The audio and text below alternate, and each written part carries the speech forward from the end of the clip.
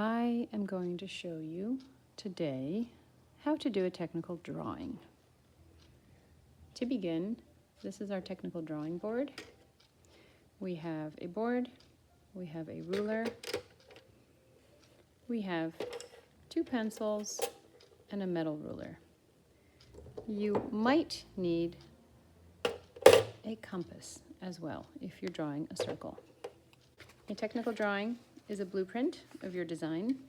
There is no language on a technical drawing, only numbers and symbols, so that anyone in the world can build your product for you.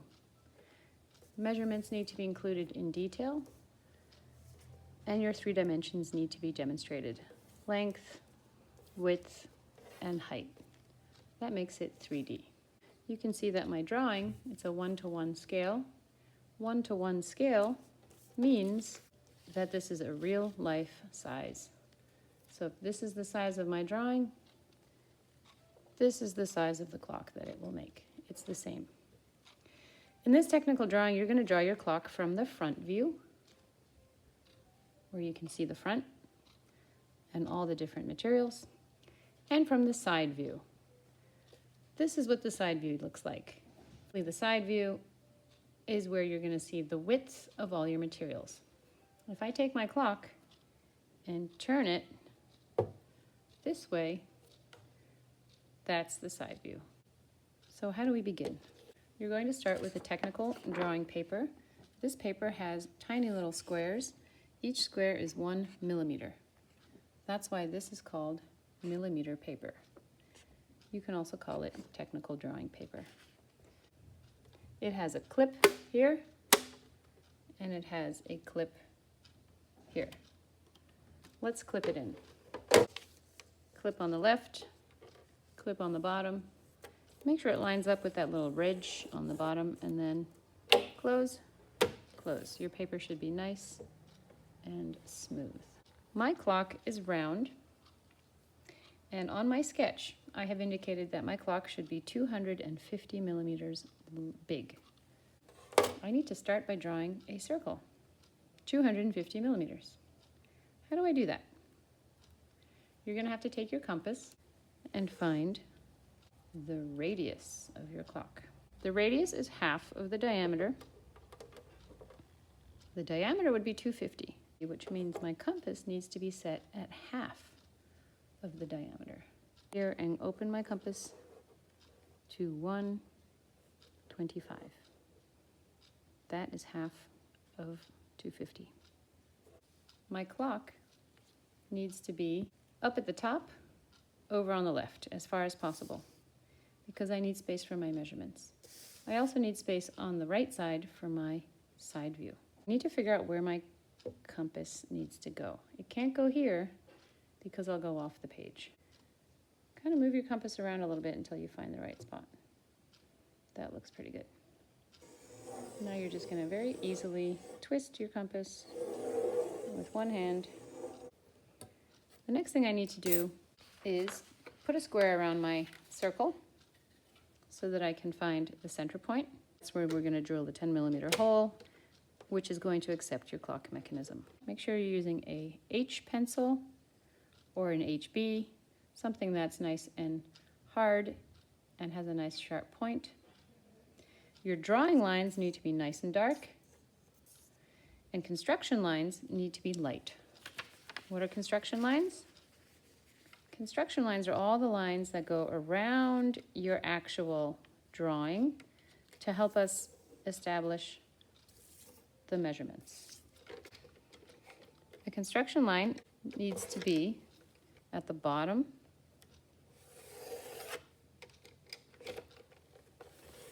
and at the top. Those are the horizontal ones. Now I do the vertical. How do you find the center of a circle? You put a square around it, and you connect corner to corner. And I'm doing another construction line, across and across. Where it meets is my center. Now that I've found the center of my circle, I'm going to get my template ruler. I know that the hole that I need to drill through all of my materials is 10 millimeters because the mechanism requires a 10 millimeter hole.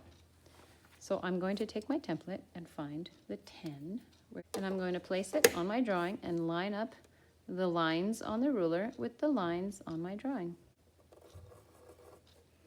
And there's my 10 millimeter hole. Now I'm going to do construction lines for that hole as well. You only need to do the construction lines going to the right because this is the area where you will put your measurements later. And of course you need the construction lines going down because here you need measurements as well. I also like to mark the middle. So I like to have the middle as well. I've left some space down here so I can put my measurements later. And now I need to add my name to the top and my class number. At the bottom, I need to write all in mm because we are dealing with millimeters. And we are working in a 1-to-1 scale, which means my drawing and my product are exactly the same size. So I need to write scale 1-to-1. Next, I will continue by freehanding my other materials. I'm just going to freehand my foam. My second layer is my acrylic, so I'm going to freehand that. I might lightly draw in some indication that I plan on using collage paper. And here, some little squiggles to indicate that I might be using paint chips. I have to do my construction lines for my foam. You're just going to move your ruler, and the first spot that it touches, that's where you do your construction line. Here it touches my acrylic, construction line. Here touches my acrylic on the other side, construction line. And here it touches my foam on the other side, construction line. Construction line. I've already done the circle. Construction line, construction line. The front view of my clock is finished. What I need to do now is do my measurements. So I'm going to place my ruler on the board. Make sure you click it. You want to start all the way at the bottom so that you have enough space for your measurements. I'm going to do the measurement for my biggest material first, and my biggest material is the wood. So all you do is a little hook and a line and another hook, and then I'm going to measure that with my metal ruler. It's 250 millimeters, and the 250 is going to go on top of the line. My second biggest material is the foam. I'm going to go right above my last measurement, do a little hook, do a little line. It looks like my foam is 120. My third material is my acrylic. I have my construction lines, so I'm going to go from here to here. And this is 80. My last measurement is the hole in the middle. I know that that's 10 millimeters because I used a template for that. You want to try to keep all of your measurements outside of your drawing. They should be below your drawing. I ran out of space a little bit, so you can see here my 10 millimeters is very close to the edge of my drawing. That is not ideal. So now my front view is complete. I have 1, 2, 3 materials. I have all my measurements. Now we're going to do the side view. Side view shows us the width of your materials. Remember, you're going to take your clock and it's like you're picking it up sideways and looking at it from the top down. And that's why we draw those, only showing material thickness. Your measurements will then go at the bottom. In order to do that, you need to have a very clear concept of what your layers are and how thick each layer is. And I have clearly here written MDF 5 millimeters, collage paper 1 to 2 millimeters, acrylic clear 3 millimeters, and foam 1 millimeter. I'm going to do my measurements about here. Keep in mind, you need space for your battery pack and for your clock hands, and you need space for your measurements. I'm going to start with my thickest measurement first, and that is my 5 millimeter wood. So I'm just going to do a line, nice and dark line. And here I'm going to go over 5 millimeters. Remember that each of these squares is 5 millimeters. So I don't even need a ruler for that. I can just go over one. Okay? There it is. Now I'm going to do my next layer. My next layer is the paint chips, the paper that is over my wood. It's probably a millimeter. It's covering the entire surface of my wood. So I'm going to go all the way, top and bottom of my wood. Here's my layer of paint chip and collage paper.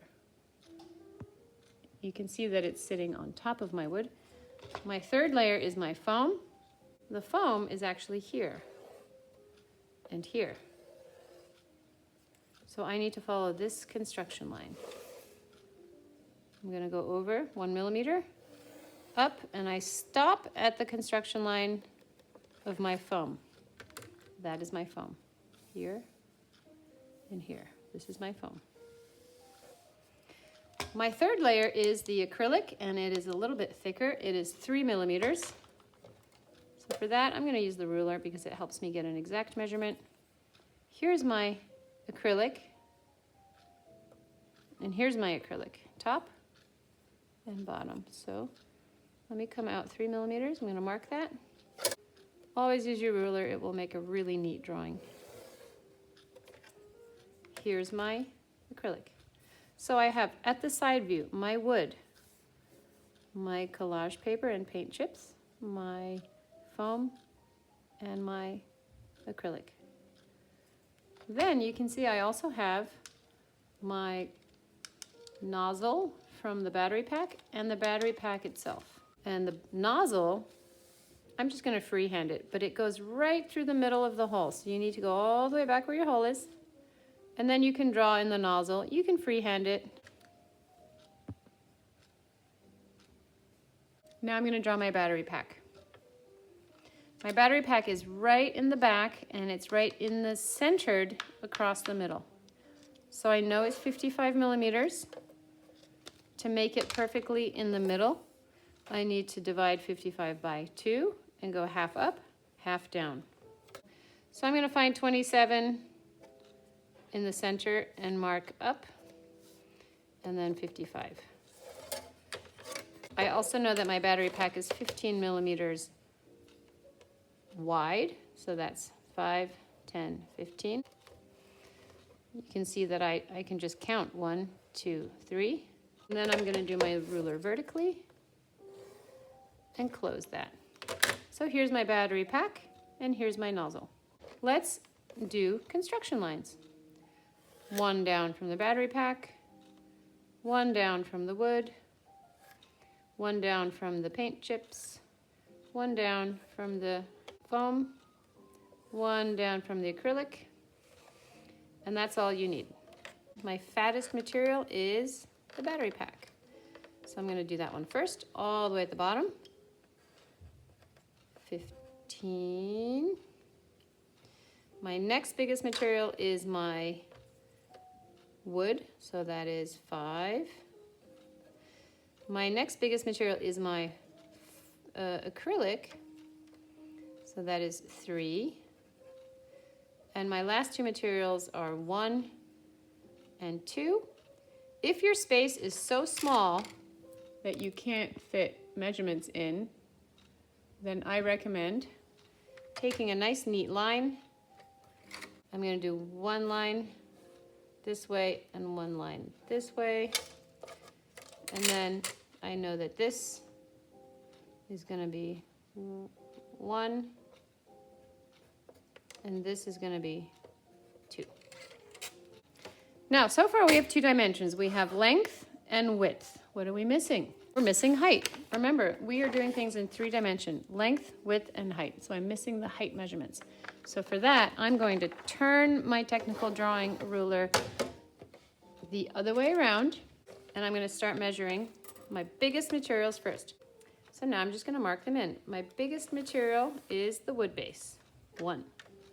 I'm just going to move up now. My second biggest material, foam, 2. My third biggest material is the acrylic.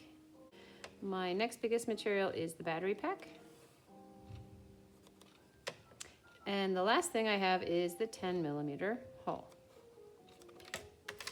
Now I'm going to take my ruler and measure them.